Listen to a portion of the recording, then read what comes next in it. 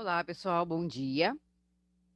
Hoje eu vou gravar um vídeo para você sobre conhecimento e aprendizagem coletiva, certo? Dando continuidade então à nossa disciplina de estratégias de cooperação. Dentro dessa ideia de conhecimento e aprendizagem coletiva, que não está passando os slides.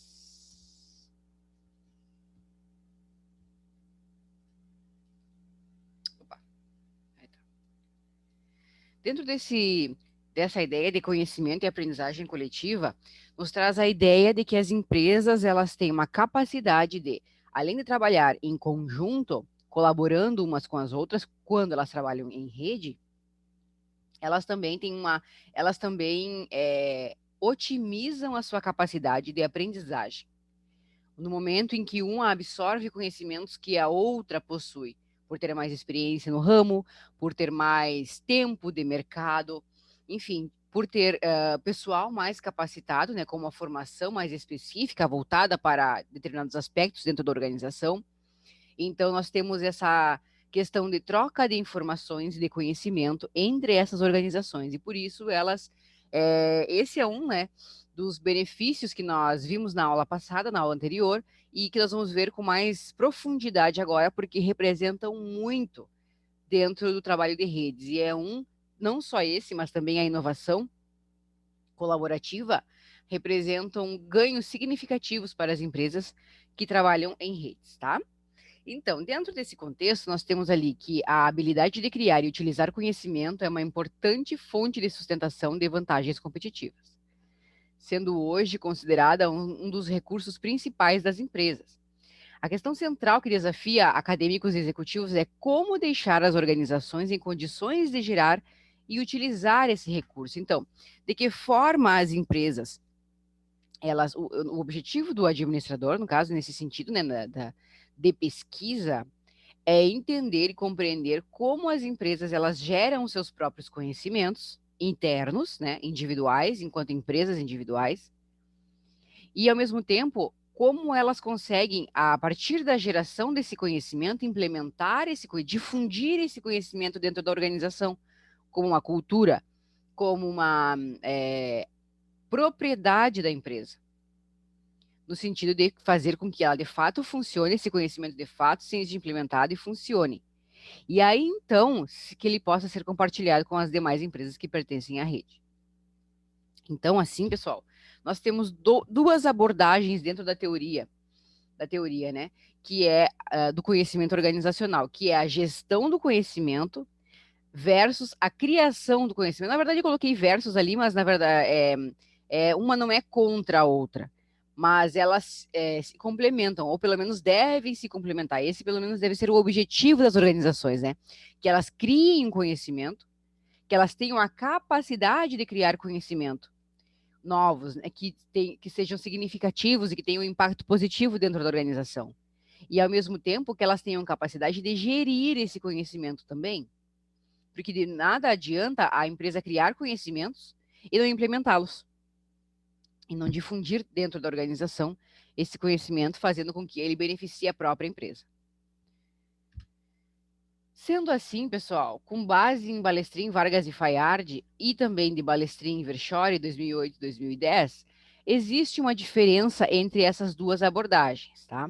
A gestão do conhecimento, que é entendida como uma abordagem normativa, e a criação do conhecimento, que é entendida como uma abordagem interpretativa.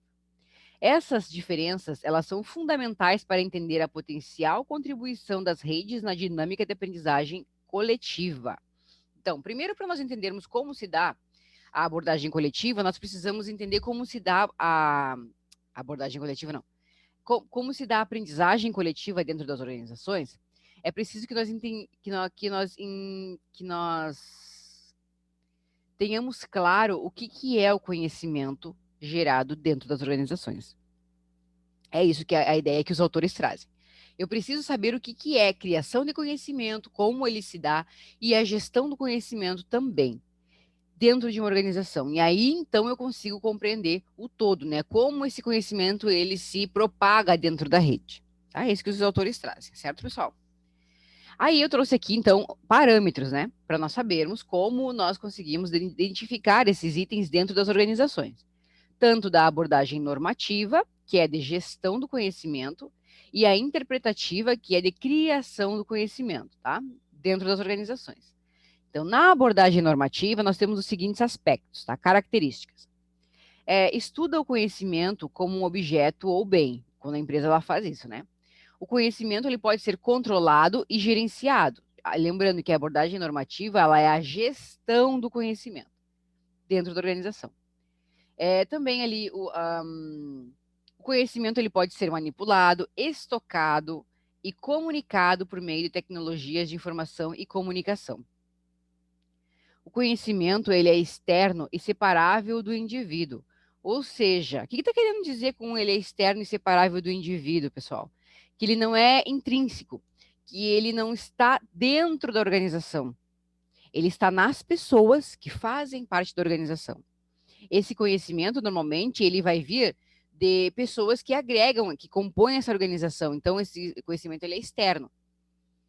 E essas contribuições, né, que geram esse conhecimento, elas são externas. E também são separáveis do indivíduo, no sentido de que eu não preciso, eu, enquanto organização, enquanto gestor de uma organização, não preciso depender de um único indivíduo para ter acesso a esse conhecimento. No momento em que esse conhecimento ele é gerado dentro da organização, ele passa a ser da organização, ele passa a pertencer à organização e não ao indivíduo específico que o criou, que o gerou, que tem conhecimento específico sobre eles e sobre esse conhecimento, tem propriedade sobre esse conhecimento. Não. Esse conhecimento ele é da empresa e ele deve ser dissociado de pessoas individuais e ser coletivo, ser da empresa em si, de todos, ele deve ser difundido entre todos da empresa. Tá? Ele não pode ser uma coisa que, por exemplo, vou dar um exemplo prático para vocês. Dentro de uma empresa, lá no chão de fábrica, nós temos um indivíduo que opera uma máquina. Ele tem conhecimentos específicos daquela máquina, porque às vezes a máquina ela dá problema, ela não é infalível. E ele sabe onde é que dá o problema, ele sabe consertar. Ele entende de reposição de peças da máquina. Ele tem um conhecimento muito específico sobre a manipulação daquele equipamento de trabalho. Esse conhecimento não pode ficar somente com este indivíduo. Ele precisa ser compartilhado com demais pessoas e as pessoas também precisam ter o domínio desse conhecimento, porque ele não pode, a empresa não pode ficar refém de um único indivíduo que detenha o conhecimento. Então, por isso que se fala que esse conhecimento ele precisa ser difundido dentro da organização, certo? Isso não é uma coisa negativa, né, que uma pessoa saiba especificamente com profundidade determinadas atividades, afinal, as atividades elas ainda são muito voltadas a desempenhos específicos de funções e cargos dentro da organização, é ou não é? Quem é caixa vai ser caixa, sempre caixa. Quem é supervisor, não que a pessoa não possa se desenvolver e conquistar novos postos de trabalho, não é isso. Mas eu digo no sentido do desempenho da função em si, neste momento, agora. Então, a pessoa, ela acaba de tanto ela desempenhar aquela função, ela acaba desenvolvendo conhecimentos específicos daquela área, é isso que eu me refiro, certo? Então, isso não pode ficar refém, esse conhecimento não pode ficar preso a uma única pessoa. Por isso que os autores trazem que ele é separável do indivíduo, porque isso precisa ser percebido dentro da organização. Também, dentro da abordagem normativa, os autores trazem que o conhecimento apresenta-se como regras e procedimentos generalizáveis. Por que isso? Porque esse conhecimento ele precisa ser difundido, né? De que maneira nós conseguimos ultrapassar a barreira da cultura organizacional? Lembrem, vocês devem ter visto lá em comportamento organizacional, que é uma outra disciplina, né? Que nós temos diversos aspectos dentro da organização, né, das características individuais de cada pessoa que compõe a organização. Muitas vezes nós temos uma cultura que é desenvolvida por esse grupo de pessoas e é difundida. Por exemplo, eu sempre fiz isso desse jeito, eu não vou mudar. Isso é uma cultura que muitas vezes prejudica a organização. Ou então, quando vem alguém que acabou de se formar, vem todo cheio de ideias, querendo mudar, querendo implementar sistemas, querendo fazer gestão da qualidade, coisas que a empresa não tem muita cultura, né? Não é aquilo não são ferramentas muito praticáveis dentro da organização, até o momento. Até o momento em que a empresa decide implementar esse tipo de gestão. Mas eu tenho aquela pessoa lá que não vai querer. Ela não vai reagir bem à mudança, correto? Por isso que esse conhecimento ele precisa ser implementado como uma regra e como procedimentos generalizáveis. Ele é geral, ele é para todas as pessoas que pertencem à organização, sem exceção. Ele é uma regra. Então, ele é generalizável, tá? Nesse sentido, para que as pessoas possam se apropriar desse conhecimento e, então, assimilar isso como uma cultura. Assimilar isso no seu comportamento diário, todos os dias. Ela vai aprendendo aquilo ali, ela vai se desenvolvendo, ela vai entendendo que aquilo é importante para a organização. Então, depois de um tempo, acaba se tornando parte da cultura da organização. Depois também, ali dentro da abordagem normativa, nós temos as TICs, que são as tecnologias de informação e comunicação, facilitando o aprendizado. E também que o conhecimento pode ser separado da ação. Não necessariamente, porque existe um determinado tipo de conhecimento, ele precisa estar associado a toda a ação que vai ser desenvolvida dentro da organização. E, ao contrário, é necessário sempre uma reflexão específica para cada procedimento ou processo. Não, essa disciplina não é processo, mas também de processo que vai ser desenvolvido dentro da organização. Seja ele, por exemplo, um marketing, uma ação de marketing, seja ele, por exemplo, a implementação de um sistema ERP, seja ele o desenvolvimento, pesquisa, desenvolvimento de novos produtos. A organização, ela é extremamente complexa. Ela é cheia de nuances e detalhes que nós temos que perceber dentro dela. Correto? Depois disso, nós também temos a abordagem interpretativa, que é da criação do conhecimento, corresponde à criação do conhecimento, né? Então, o autor ele traz os autores trazem as seguintes características, tá? Que estuda o processo de construção do conhecimento e da aprendizagem. O conhecimento, entende o conhecimento como arraigado, pegado, né?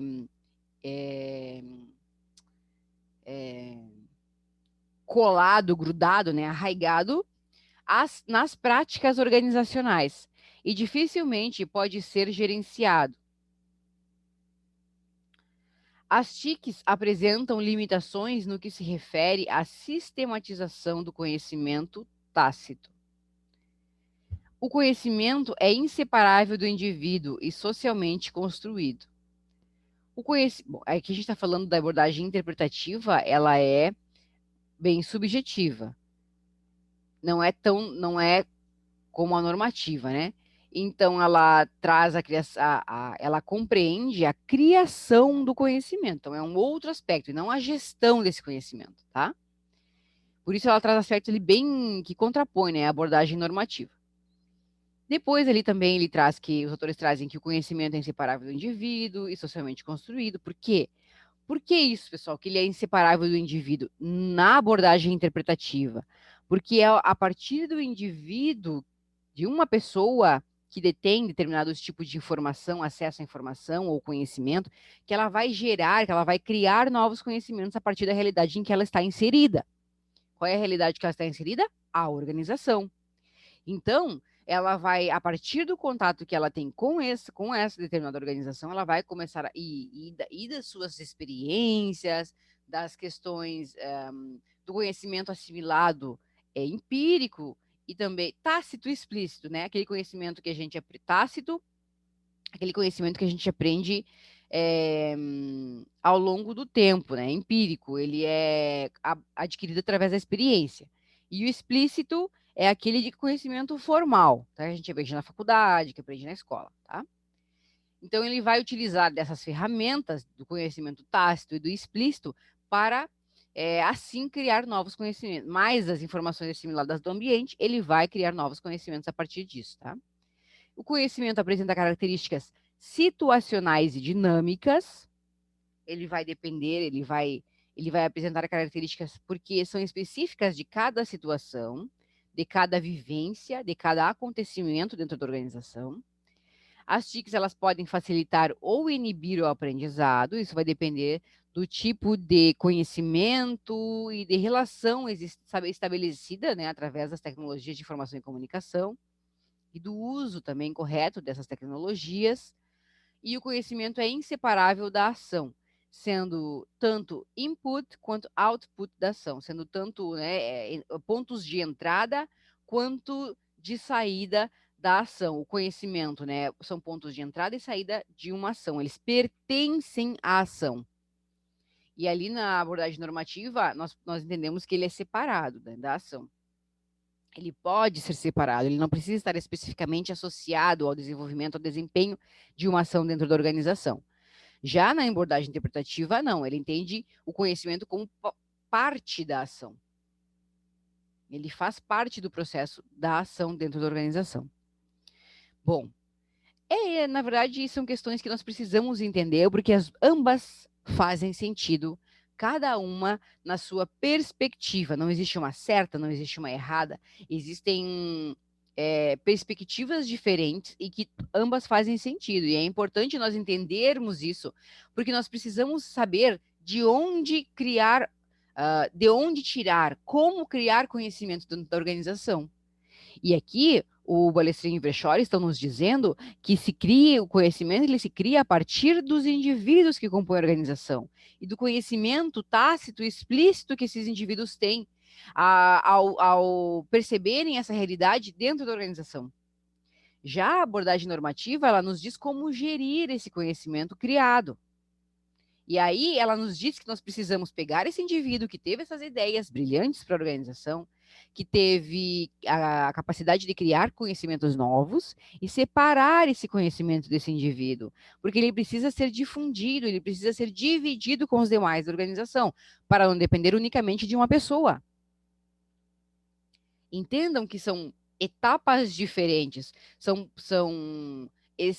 processos diferentes. Um é a criação do conhecimento.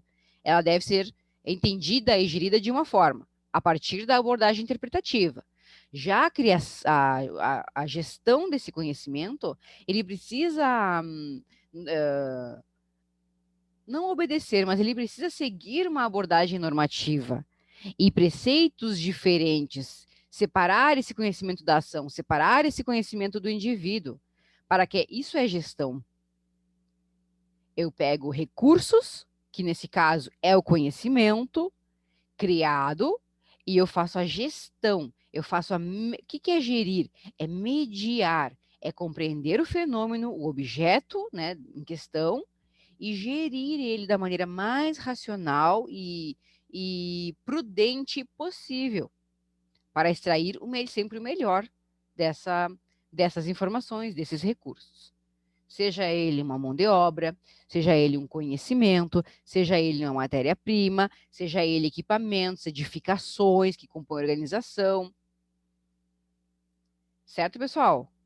Bom, ainda dentro da criação do conhecimento organizacional, nós temos ali, como eu comentei com vocês, né, a questão do conhecimento, o Nonaka e o Takeuchi, em 1997, ele sustenta uma tese de que o conhecimento de elevado valor para a organização, ele é tácito, dinâmico e humanista. O que é? Vamos ver o que é cada um deles, né? O tácito, já havia conversado com vocês, ele é fortemente relacionado à ação, aos procedimentos, às rotinas, às ideias, aos valores e às emoções, ou seja, ele não é explícito, ele não é um conhecimento formal, que está aqui, ó. Conhecimento explícito, ele está aqui no livro. Nosso livro da nossa disciplina. O conhecimento explícito é isto aqui. É explícito, está escrito o que é redes de cooperação empresarial. Eu não preciso vivenciar, eu não preciso experimentar, estar em uma rede de cooperação empresarial para saber o que é. Ele está aqui, por isso ele é explícito. Já o tácito, que é inerente à criação do conhecimento, ele é tácito, ele é adquirido ao longo da experiência social do indivíduo, do seu desenvolvimento. Tá? Então, ele é ligado a procedimentos, rotinas, ideias, vivências diárias, valores, emoções, por isso ele traz essa ideia, tá? Também ele, a questão da criação do conhecimento ser dinâmico, é porque ele é criado a partir das interações sociais entre os indivíduos, grupos e organizações. Então, essa criação de conhecimento, né, ela é dinâmica porque ela se dá através de interações sociais também, né? Imaginem uma situação de um trabalho em grupo dentro da universidade. Isso é um exemplo bem claro para vocês.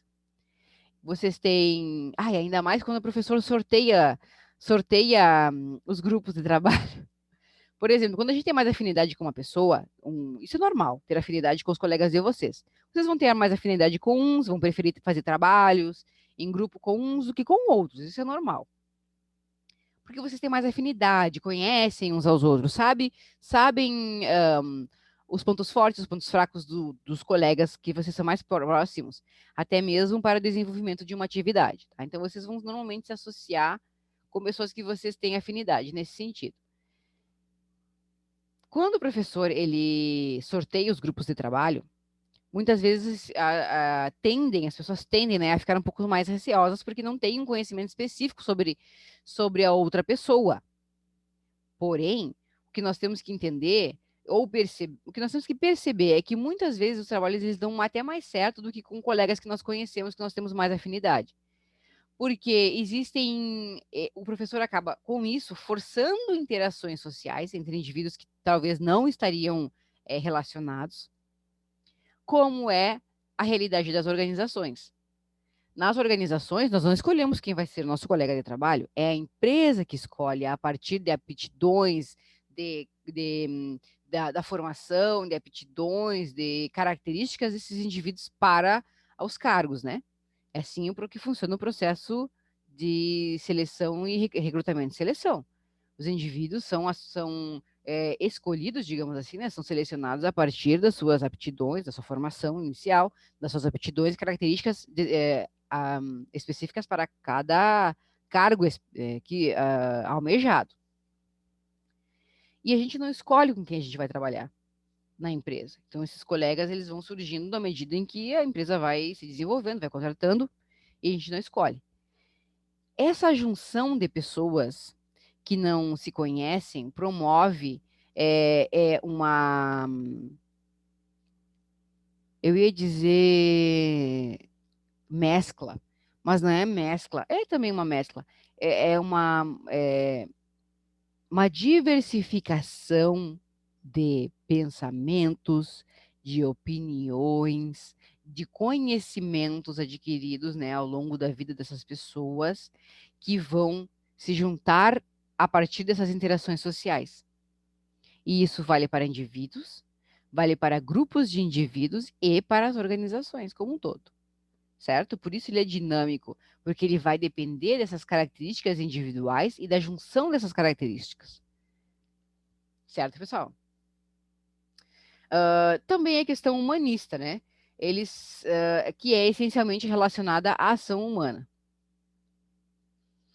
Para os autores, esse processo foi denominado como conversão do conhecimento. Por meio deles, os conhecimentos tácito e explícito são expandidos qualitativamente e quantitativamente por socialização, externalização, combinação e internalização. Então, ou seja, no momento em que existe uma troca social, né, que é dada através da dinâmica de trabalho entre pessoas, entre grupos de pessoas e entre as organizações, utilizando-se, né, essas pessoas se utilizam dos seus conhecimentos tácito e explícito e também da sua humanização enquanto seres humanos, né, que é inerente à ação humana, elas acabam gerando novos conhecimentos a partir desta troca.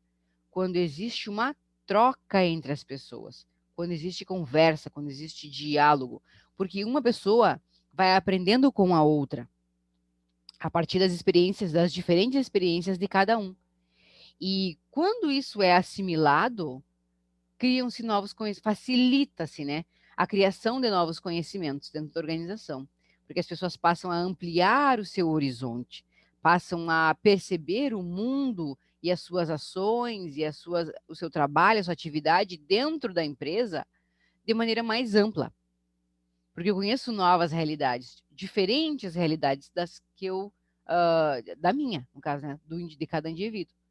Então, ao perceber isso, acabam se criando mais facilidades para criar novos conhecimentos, tá? Depois nós temos esse ponto muito importante dentro da teoria da gestão do conhecimento, criação do conhecimento, da aprendizagem coletiva, digamos assim, né? Que é a capacidade absortiva, tá? É um termo bem interessante que a gente precisa falar sobre ele. A capacidade absortiva, ela é a capacidade de uma organização de adquirir, assimilar e aplicar o conhecimento de fontes externas para gerar melhor desempenho competitivo. Então, já que nós já vimos como é que se dá o conhecimento, como é que se dá a criação do conhecimento e a gestão desse conhecimento e todos os elementos que integram esses dois processos e que são muito importantes, para que ocorra a aprendizagem coletiva, primeiro é preciso acontecer a aprendizagem individual dentro da organização, a partir da dinâmica, da humanização, dos conhecimentos tácito e explícito, dentro de uma perspectiva que traz duas abordagens, que é a normativa, que trata da gestão do conhecimento, da abordagem interpretativa, que trata da criação desse conhecimento.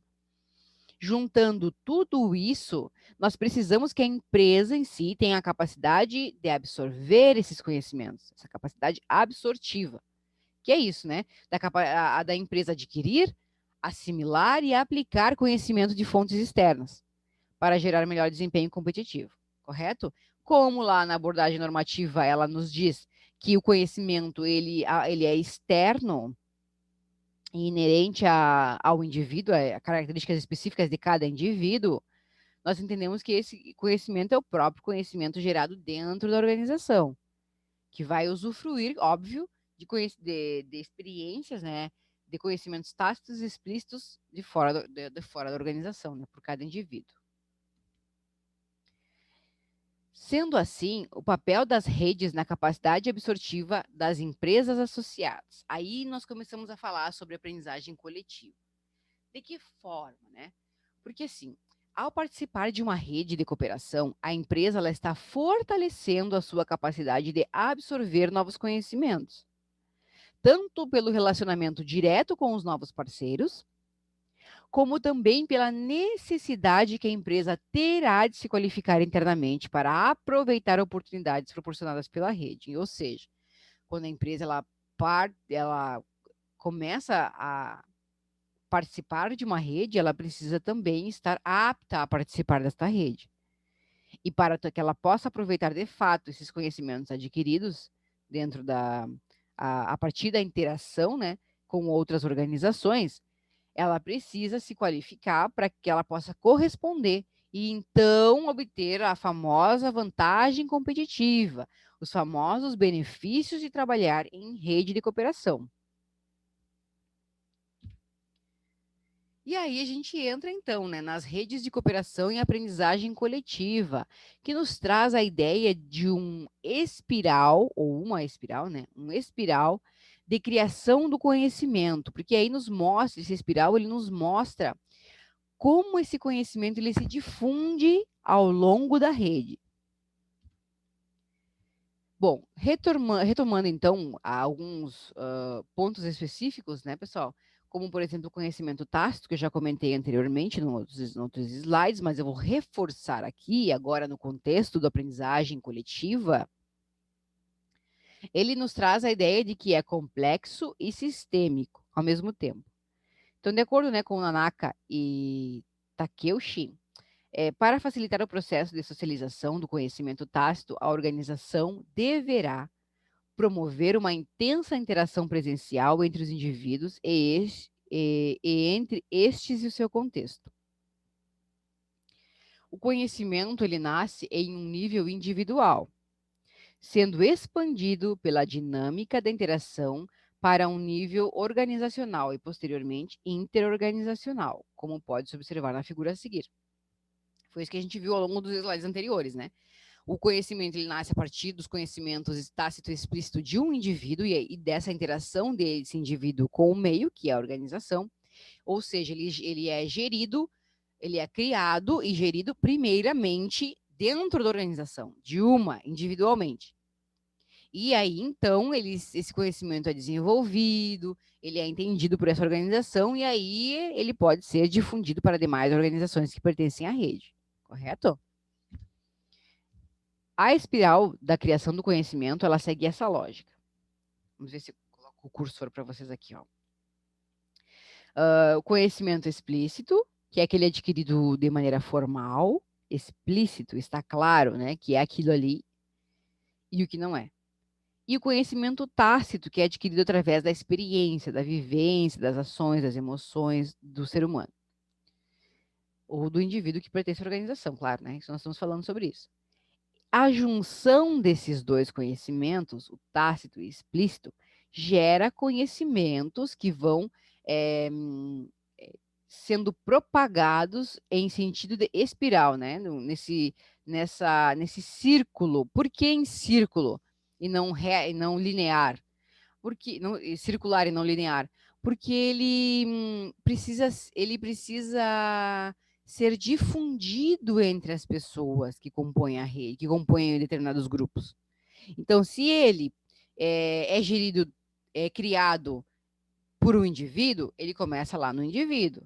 Então, aqui está, né, o conhecimento sendo gerado por um indivíduo e a sua interação com o meio, a partir das experiências e conhecimentos que ele tem tácito e explícito, e aí ele vai evoluindo do indivíduo para o grupo, do grupo interno da organização para a organização, de grupos específicos para a organização como um todo, implementando esse conhecimento aos poucos para que ele vire, para que ele crie uma cultura dentro da organização em cima desse conhecimento, desse novo conhecimento.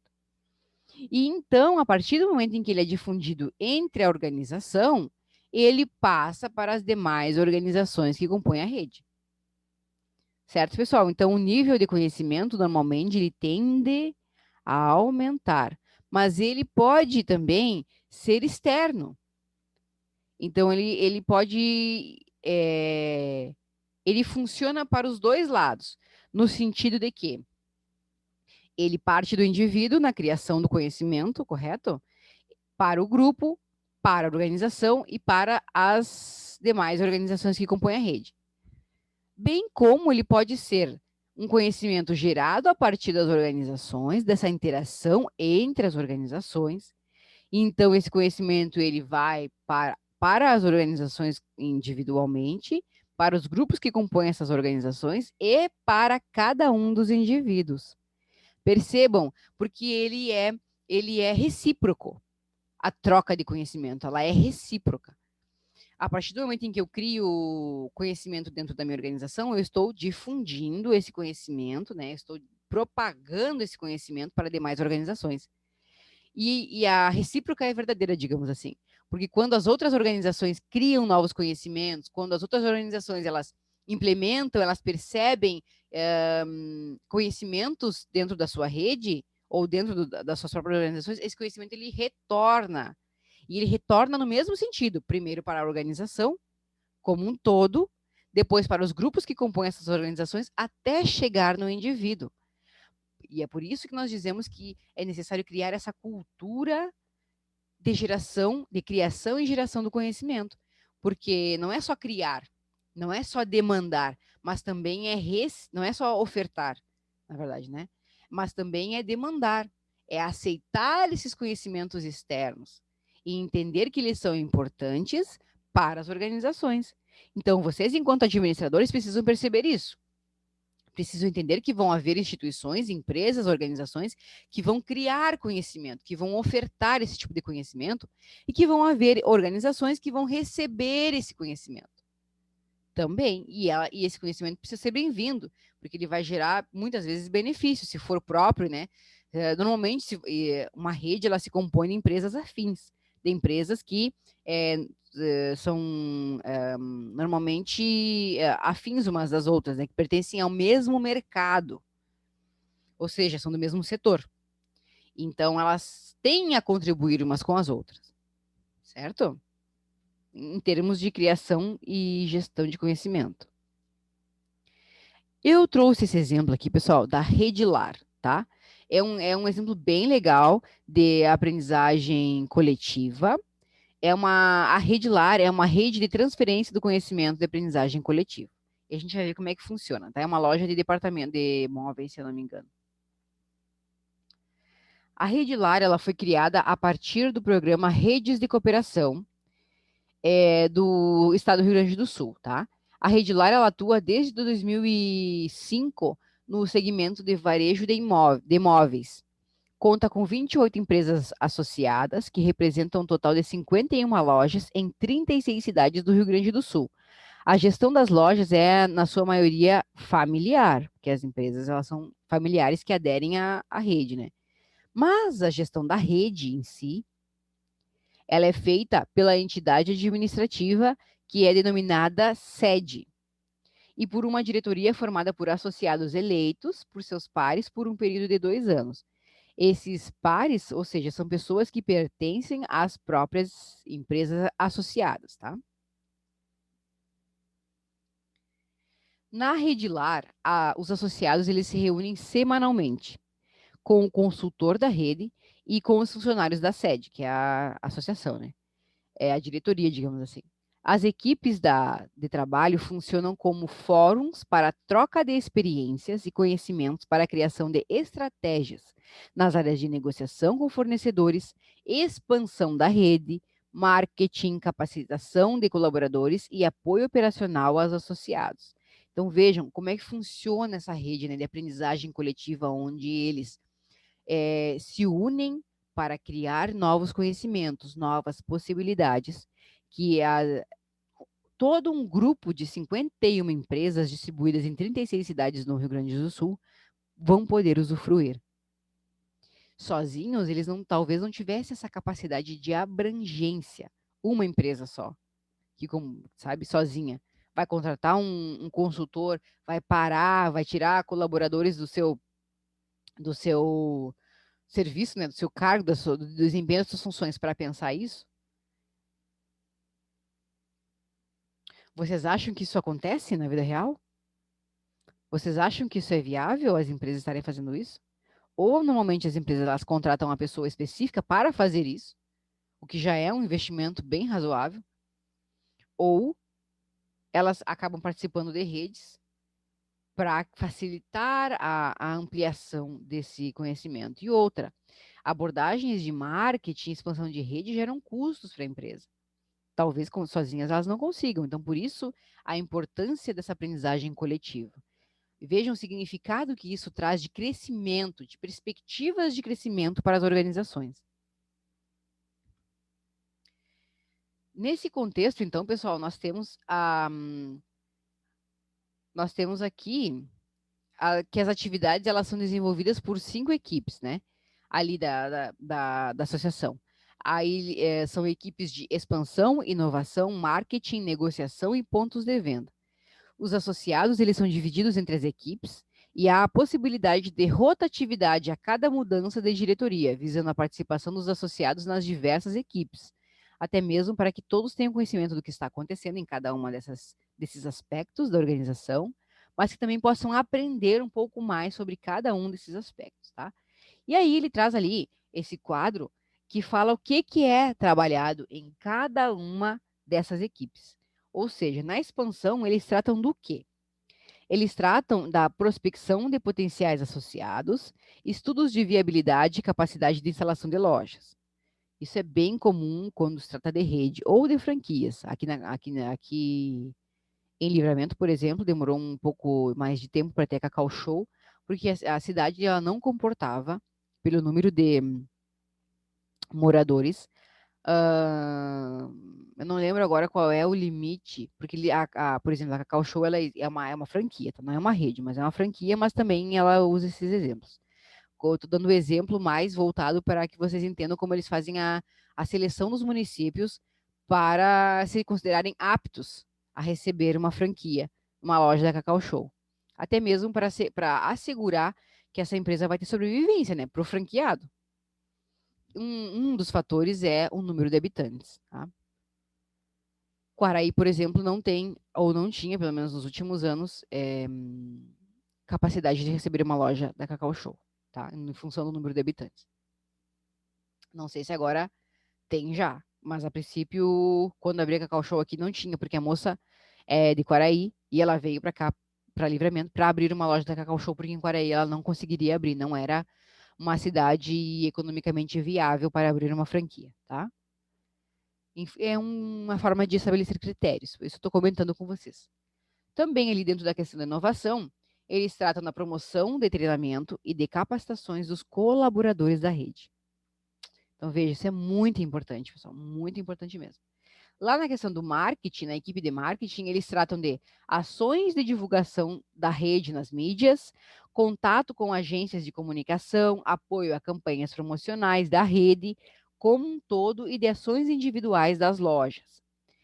Na equipe de negociação, eles tratam da busca de parcerias com fornecedores de produtos e serviços, negociações de tabelas de preços, definições de mix de produtos para a rede. E também a questão na equipe de ponto de venda, eles tratam do apoio operacional às lojas, com o monitoramento de indicadores e de práticas de exposição e venda de produtos, ou seja, olha quanto conhecimento é gerido, é criado e é gerido por essa rede. E o quanto isso impacta na relação, na vivência, né, no desempenho direto dessas organizações, individualmente. Por isso que eu falei para vocês que a espiral, ela funciona nos dois sentidos, tanto do indivíduo para o grupo, para a organização e para um conjunto de organizações, quanto de um conjunto de organizações, que é o caso da Rede Lar, para a organização em si, para os grupos e para o indivíduo. Esse é da rede para o indivíduo, no caso da Rede Lar. Também, ainda falando da Rede Lar, né, em uma rede de cooperação como a Rede Lar, e considerando os espaços de interação apresentados, observam-se possibilidades de transferências de conhecimento. Quais são?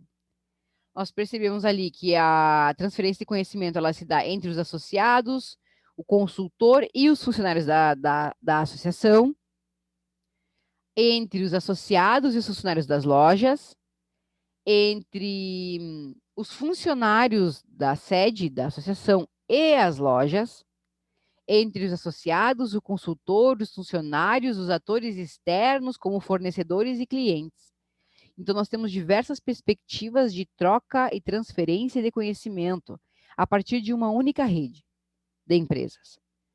Então, vejam como a lógica de funcionamento de distribuição do conhecimento ou de aprendizagem coletiva funciona. Ela não é verticalizada, né, de cima para baixo. Tanto se pode aprender com experiências, né, conhecimento tácito e explícito de um indivíduo para a rede, quanto o contrário, da rede para o indivíduo, certo? E aí, nesse meio, obviamente, vão ter diversas, como a gente está vendo aqui, diversos agrupamentos, diversas pessoas, empresas que vão estar em todo esse processo. Certo, pessoal? Para finalizar, então, concluindo, né, uma reflexão. São as redes de cooperação que podem proporcionar um ambiente favorável à efetiva interação entre pessoas, grupos e organizações, principalmente. Sua dinâmica de comunicação constitui uma verdadeira comunidade estratégica de conhecimento, práticas, valores, processos, cultura e diferenças individuais são compartilhados coletivamente em favor de um projeto em comum, que é a rede em si, né? Assim, as redes de cooperação, as redes são de cooperação, representam um lugar. Assim, as redes de cooperação representam o lugar onde os processos de aprendizagem e sedimentação do conhecimento tomam forma. Então, pessoal, nós conseguimos perceber ali, né, a importância que existe num exemplo prático de algo, de uma rede que se criou aqui no Rio Grande do Sul, e de fato funciona em prol da criação do conhecimento e também da gestão desse conhecimento dentro das organizações, através de grupos de trabalho que são compostos por pessoas que compõem essas organizações e geridos por uma supra entidade, que é a diretoria, que também é composta por pessoas que compõem essas redes, essas empresas que compõem a rede. Então, isso traz um benefício significativo para as organizações e é muito necessário que as empresas, ao quando se propõem, né, a trabalhar em rede, que elas entendam isso e consigam assimilar, extraindo o máximo possível de informações, de conhecimento da rede que elas integram. Certo? Por hoje é só, então vou gravar outro vídeo agora da segunda aula de hoje, tá, pessoal? Que é sobre inovação colaborativa. Até mais.